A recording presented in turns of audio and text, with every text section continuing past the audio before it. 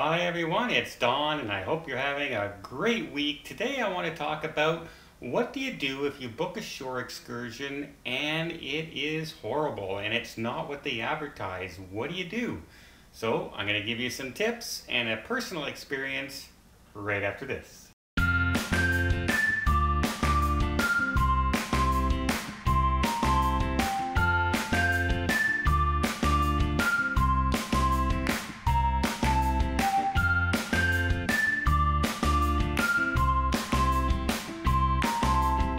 So first off, let's take everything into consideration. Is this really a valid complaint? Or did you just have bad weather when you went on the shore excursion? Or somebody on the trip with you was noisy, talked loud on the bus, whatever the case may be? Or is it a valid, this is not the shore excursion that you showed me in the planner, and it's not what I expected. If that's the case, then here's what you do. First off, when you're going down to the shore excursion desk, you don't go down and yell. That's the worst mistake you can make. Chances are you're going to get nowhere, and you can even get in trouble for doing it. I've seen people, put into their cabins and have to stay there because they were yelling so much at people and security was called, etc. You just go down, be friendly, and like a good lawyer, you want to go and you want to state your case. So here's an example for myself. I wanted to do something I haven't done before. On my last trip to the Caribbean on the Royal Princess, I decided, you know what, I've never swam with sea lions. I've done the dolphins and I've done mantas. I would love to go and swim with sea lions. So I looked it up and there's Coral World. And Coral World advertised, not only can I go and swim with the sea lions, but they have a shark tank, they have an underwater viewing area, they have a bird aviary, huge tortoise viewing spots, and it just looks like a gorgeous place. And I can spend hours there, and okay. Well, I looked at the price, and wow, the price is around $150 US per person, and that's pretty pricey for a shore excursion. But I said, you know what the heck, it's something I haven't done before, and I want to do it. If you look at the more description, it says you're going to be in an open-air safari bus, and it's going to be a scenic drive to Coral World, and oh, it just sounded fantastic. Okay, so I booked the shore excursion, and off I go. And it's nothing like what's advertised. And it's not all the cruise line's fault, obviously, because these things are written because, Coral World's been around for a long time, so these shore excursions have been written for a long time. But my open air safari bus was a large van. So that's not exactly what I would call an open air safari bus. Next, the scenic drive was, through the town, which had been pretty decimated from the hurricane. And speaking of the hurricane, Coral World, all the pictures look beautiful, and you can see the observatory out in the water, and it looks, because of the hurricane, that's not what's there. They're there, but they're not open. So out of all the things that they promised me, the bird aviary, not there. The shark exhibit, not there. The outdoor viewing area, not there. The big sea lion thing, no, we're in the back where they train the animals because that's the only part that's left. The viewing area for animals, it's not there. Basically, there were 3 tortoises, a bunch of iguanas running around, and the sea lion swim. So out of all the things that they promised me that I can do, there were only 2 of the things there. So that's why I decided this was not what they promised me. In fact, out of a 3.5-hour shore excursion, I was done in 45 minutes with my sea lion swim. And now basically I'm at an empty zoo with no animals and nothing to do. And it's not the Coral World's fault. They got hit by the hurricane and things got destroyed, and they're rebuilding. They're rebuilding the tanks, they're rebuilding the aviary, but it's going to take some time.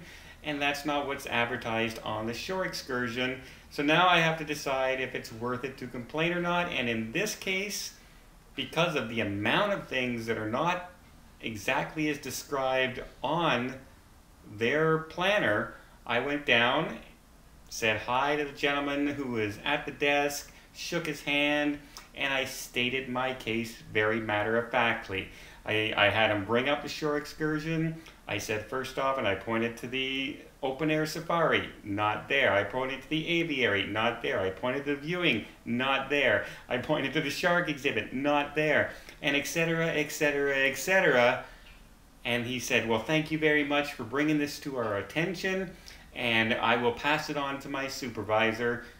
And at this point, a lot of people go, no, no, no, I want an answer right now. And no, just let them go, do their thing. You have the rest of the cruise to worry about it.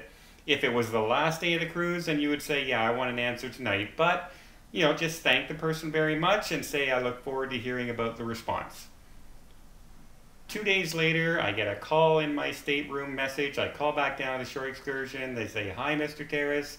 After reviewing, we understand why you felt that way, and we have cut the price of your shore excursion in half. So I saved $80 on that shore excursion because it wasn't what I expected. But I didn't go down and yell. I didn't demand money back. I didn't get upset. I just went down and stated my case and made my point. And the cruise lines are going to respond to this. The cruise lines want you to be happy. They want you coming back to them. And if it's going to be a matter of costing $40 or $80 to make you happy, they're going to do it. So, on this cruise, a lot of you also, heard my thing where I bought the beverage package. I bought the soda package because I drank some pop while I'm on board, and I didn't get my cup. And I said, hey, how come I didn't get my souvenir cup? I have a bunch of collections of these. And they said, very sorry. Well, guess what? Because I went down and I just mentioned it, not only did I get the money refunded for the cup, but because of my shore excursion experience as well, they decided my next cruise, I get a complimentary beverage, soda package. So because of how I handled it, and I suggest this to everybody, just go be nice, be a polite person. You're going to get so much further with any complaint you have, whether it's at a shore excursion desk or a front desk. I actually had about 3 issues on this trip, and I never complain about anything, but I was walking by the desk and I said, hey, by the way, I haven't got my soda cup. Do you happen to have one here? And then they explained that they didn't get them on board, and so we're going to, we're going to look into it, and then we're going to reward. I just expected them to send me like maybe a little shot glass or something just to compensate, but no, they gave me a whole new beverage package. So again, if it's worthy, if you go and you say, you know what, they didn't have, it started to rain halfway through my snorkeling excursion, or the snorkeling excursion had a lot of people on it. Well, they tell you that it holds how many people on that shore excursion, so you know how many people is going to be on that boat when you go. So yeah, unless it's completely different than what they advertise or in the cruise line's fault. I've seen people head to a catamaran and they're escorted out to the catamaran. They're told to wait right there, and before you know it, the catamaran's sailing away from them, and there's still 20 people standing on the dock because that was their boat they're supposed to be on, but no one told them which boat it was to get on. So they missed the whole shore excursion. Yeah, you better complain about something like that.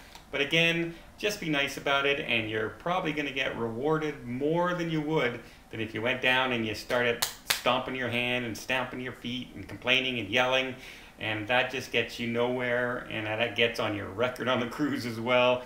And you don't want to be known as the bad passenger. You want to be known as a good recurring customer, because you get so much more rewards from that. So that's how you handle what to do if something's wrong on your shore excursion and you feel that you should get something back.